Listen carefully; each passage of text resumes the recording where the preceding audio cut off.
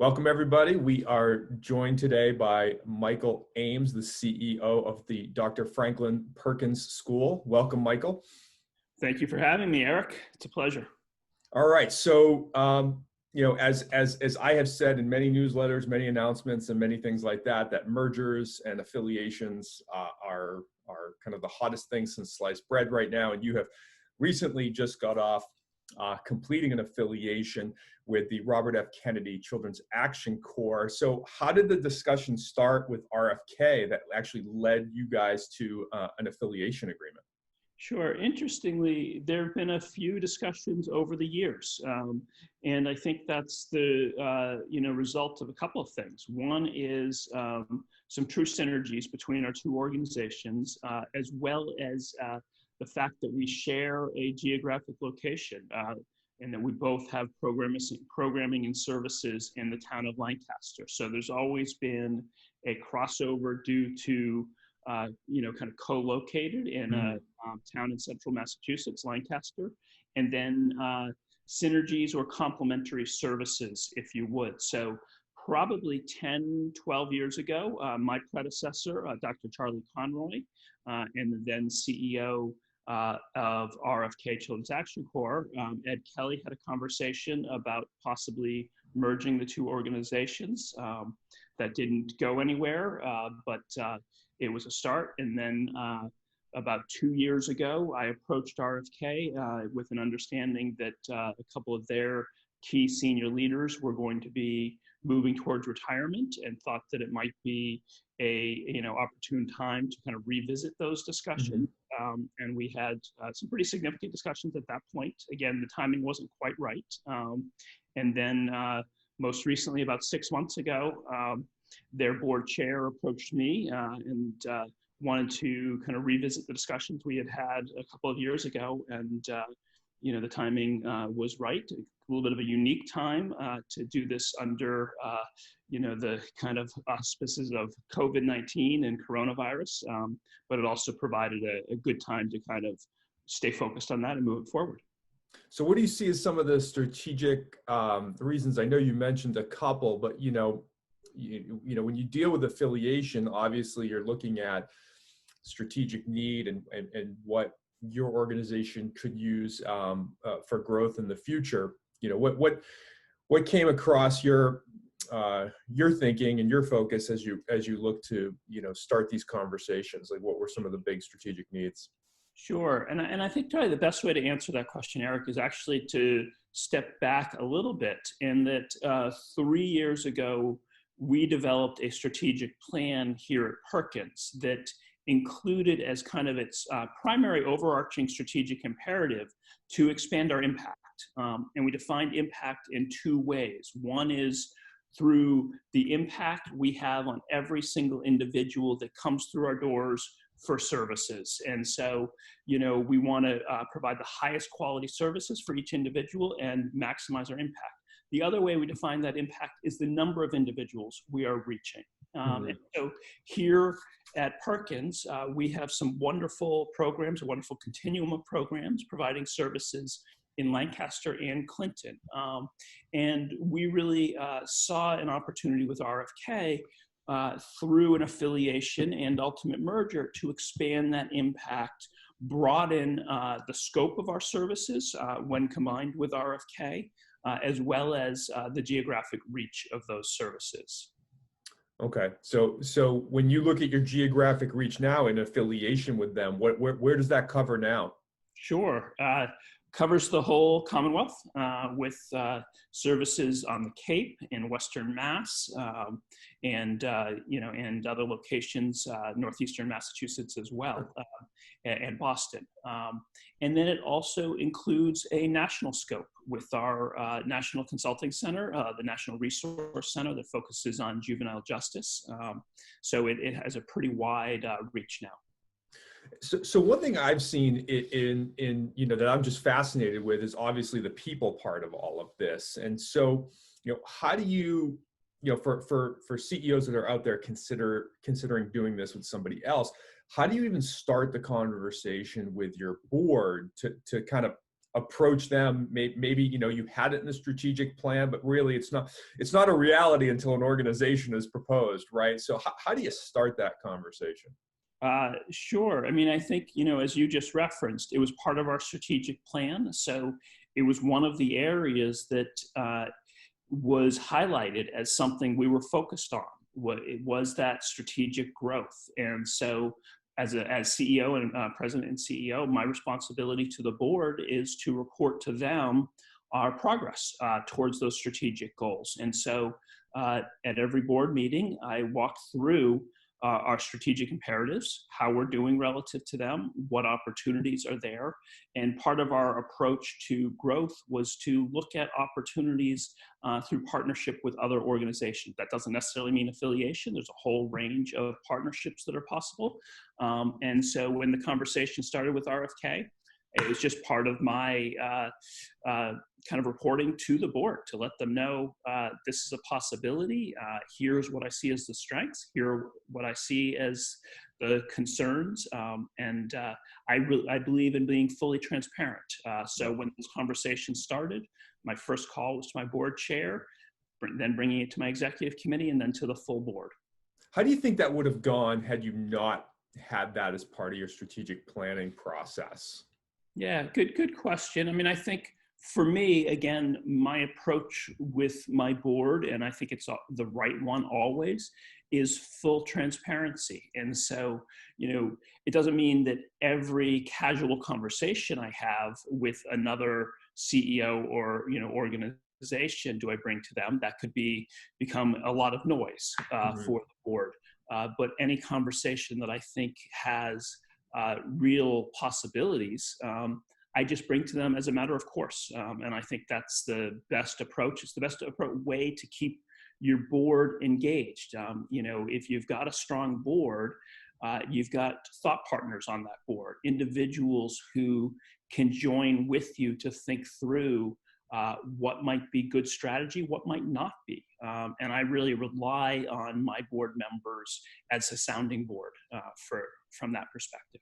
Well, I think both Perkins and RFK have incredible boards. So, as once you brought this and you kind of got the go ahead, to take off with the affiliation, how did you involve your board and how did you involve your staff throughout the process? Sure.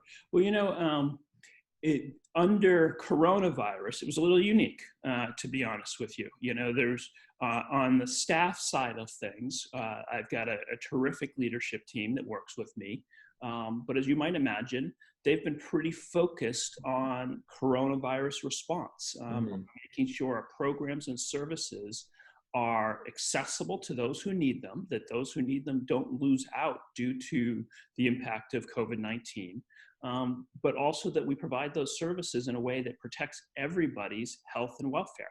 So they've been pretty busy. And so I was careful to not distract them from that. As an organization that provides critical health and human services, we always need to keep as our number one priority the provision of those services, the health and welfare of our staff and those that we serve. And I didn't want to take anybody's energy and attention away from that. So whereas under normal circumstances, I might have delegated a fair amount of the due diligence and other work to them, under these circumstances, I had to take a lot of that on myself and also engage folks who, from outside like yourself to provide some additional kind of support and resources to make sure we did things the right way throughout. With the board, again, because of COVID-19 and coronavirus, I was holding bi-weekly board updates, for the board, whereas normally I have a quarterly board meeting. So whereas under normal circumstances, I probably would have had a board committee that would have worked very closely with me throughout this. Because I was doing bi-weekly updates of the board on coronavirus and COVID-19, it created just a natural opportunity to provide updates, get input and feedback on a very regular basis with the board. I did have a subcommittee but I didn't use them or engage them separate from that full board as often and frequently as I might. The other variable that I think is important to note is we had previous conversations with RFK just a couple of years ago. And at that point, I did have a full subcommittee that had worked with me on the vetting of RFK. And so there was a real familiarity with Yeah, that's good. programs, their services. So again, the dynamic was a little unique and different, both because of COVID-19 and because of that previous history. So you had a little bit of a trusting relationship already established there, or at least, a deeper understanding of who they were.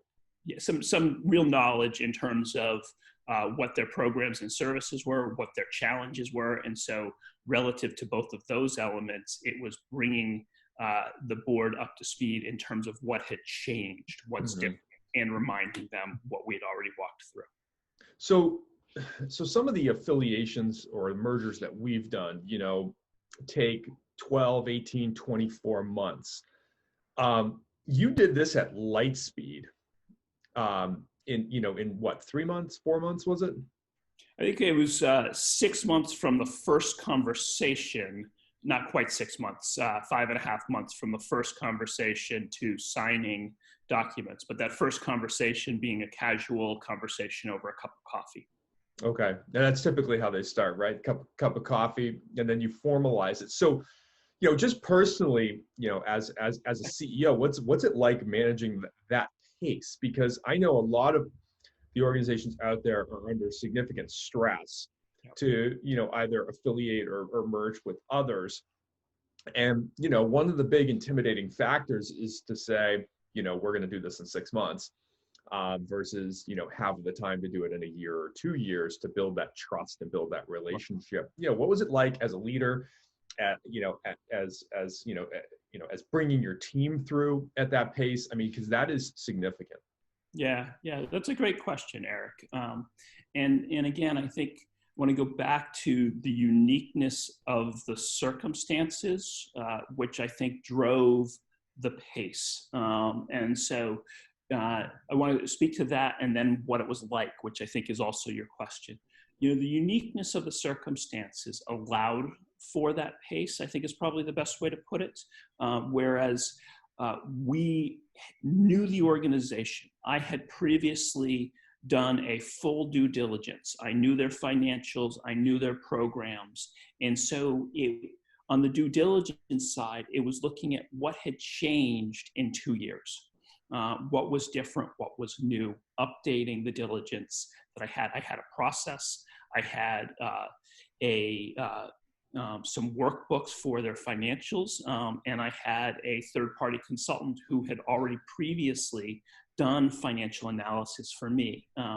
So that helped with the pace. It was building off of something as opposed to starting brand new. And then the circumstances at RFK were also a driver of that. Their longtime CEO had retired in early March, mid-March, just before these conversations began. And an interim CEO had come in whose sole focus was really to get things set for a merger or affiliation so that he could be there for a short period of time and leave. And so that also facilitated a faster pace. It wasn't like there was negotiations around what needed to happen for the outgoing CEO. Yep. Plan was short and sweet. It was simple. It was come in, stabilize, make sure there's a solid transition from the old CEO to a new organization and CEO as part of an affiliation or merger. So that's kind of the groundwork, if you would, for a quick affiliation period. In terms of managing that pace, it was a lot of attention to detail. It was a lot of owning it myself to make sure that everything flowed through me, and I was carefully reviewing that. As I said, I was careful to protect the time of senior leaders whose attention needed to be on the COVID-19 coronavirus crisis. And so I used a financial consultant. I worked with you. I worked with some great attorneys all of whom made sure I stayed honest in terms of doing the process right, and paid attention to the right details. So I think, if I were to sum that up, the fast timeline worked because of previous history and because I was able to bring in some outside folks who knew what needed to be done and made sure that those I's got dotted, T's got crossed that I might have overlooked otherwise because of a fast process. So I think that was critical. And then the last thing I'd say is, because of a fast process, we knew that there'd be some integration work Yep. that needed to happen post finalizing the affiliation. It's also why we did it as an affiliation as opposed to a full merger, so that we could keep the RFK Children's Action Corps as a standalone entity through which Perkins is the sole member, and I am appointed president and CEO of both. But the underlying structure, the organizational structure, the staff in place there remain. And we now, since we signed the agreement and closed it, and will for probably the next 3 to 6 months, be working very closely with the existing team, and through a kind of progressive approach that will evolve, we will be kind of maximizing our efficiencies. So my CFO is working with their controller. They don't have a CFO, so that's a natural, very quick integration. But nevertheless, their controller remains responsible for the financial entity at RFK. Likewise, in human resources, the Perkins Vice President of Human Resources is stepping right in, but working hand in hand with the individual at RFK who's responsible for those human resources. And that's part of really the integration and affiliation process that under our plans will bring us to a full merger. Okay, nice. And you guys closed September 1st, or you are now affiliated as of September 1st. Right. And having done this in such a short period of time during COVID-19, during this pandemic, what were some of the pros and cons to that? Or how did you guys see that as impacting the discussions? Well, pros and cons, I think my wife and family might say it had some impact on vacation time. They get a big shout out, right, during this time period. Absolutely. How much you were dedicating. Shout out. And I joke, but I'm actually also serious there. You as president and CEO of an organization, there are times when you need to double down. And this was just one of those times where it just required full attention and energy. And, that was due to COVID. And then you layered this on top of that. And it just required all of my energy and attention for a period of time. The result is well worth it. So I think that's a key element. And again, a great team that can take care of their responsibilities. So I don't necessarily need to worry about every detail, and I can put energy into other critical elements of this. Yeah. What were some of your biggest, learning lessons as a leader through all of this? Yeah, great question. I think the importance of being clear on roles and responsibilities. I have at Perkins a wonderful leadership team. Everybody's clear on roles and responsibilities. But as I expand the breadth of our work, I have to look very critically at those roles, those responsibilities, and what the right match is as we expand. I have a fairly flat organizational structure at Perkins.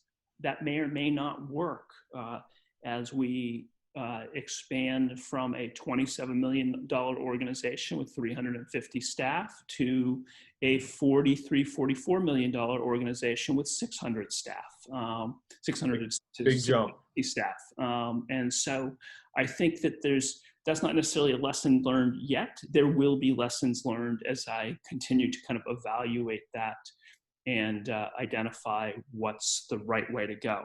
I, of course, as somebody who hadn't led an affiliation or merger before. I learned a whole lot about the legal aspects of that. And again, that's where I was fortunate to, fortunate that I made the right decision to, bring in folks like yourself, Eric, who has great experience and has done a lot of mergers and affiliations, and to make sure that we weren't missing things as we move forward, to help us structure it. Attorneys who also make sure that we do it the right way. And then an outside financial consultant. Again, I've got a wonderful CFO, but she's got her normal business to attend to. And so the due diligence, the analysis was critical to have a third party look at there as well. Okay, awesome. And so, you're looking at, well, you affiliated as of September 1st. You are now joined at the hip. What's next for Perkins and RFK? Like, what's the plan going forward in the next couple of years? A great question. I think our objective over the next 6 to 9 months is to fully merge under one name and one brand. It is to continue to kind of double down on evaluating and expanding our impact. And I think there's some great opportunities through complementary expertise at the two organizations that can help grow the quality and impact of every service we provide across both kind of legacy organizations. And then there's opportunities to grow the service continuum itself. The Commonwealth, as you know, is putting out a lot of services to bid. That will include the services we're currently providing. It may also provide some new opportunities. So we will evaluate that. The National Resource Center, which is a tremendous resource, that RFK has, which is a group that has been running and providing consultation to states and municipalities across the country, as well as some international work to look at how do we reform juvenile justice. And they are growing. They have incredible talent and expertise.